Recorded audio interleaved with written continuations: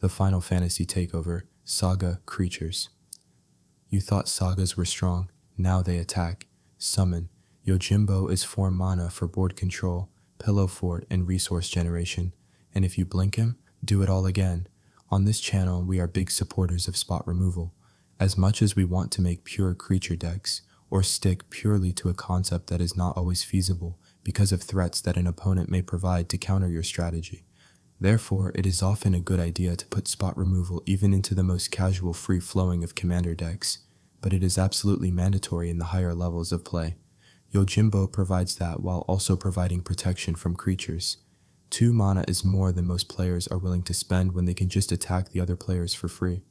Although there is a small negative synergy within this card because you create X tokens, 1 for each player with a creature over 4 power, since you will often remove the strongest creature from one of your opponents with the first chapter effect. However, the multi-turn nature of Sagas now turns into a strength because your opponents will usually forget about the final effect of your Saga while building their own board state on their turn. So that often compensates for and covers up the flaw within the negative synergy presented by the different effects of this card. Then there's Summon, Fenrir, a 3 mana ramp Saga that gives your next creature a bonus and might even draw you a card. I hate this card. Being a creature is cool, but a 3/2 will often get chump blocked and bodied by tokens. Then if you buff if, your opponents will remove it for no reason other than to see you suffer. You're bad if you use this card. I'm sorry, this card is bad. If it was just a normal Saga, I would like it, but I don't like it because it's bad. Magic the Gathering has been said to be a polarizing game, and maybe I have a polarizing opinion, but this is a shit tier dumpster butt card. The effects are great, but it's a Saga that I have to worry about losing to AoE Red 2 damage effects. Red is like 35% damage effects.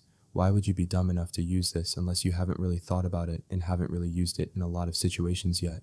But as you use this card over and over, the downside starts to outweigh the positive, and you start thinking a rampant growth for 2 mana that is easier to put back into your hand than a Saga is better, unless you're running a niche Saga deck with very few blockers.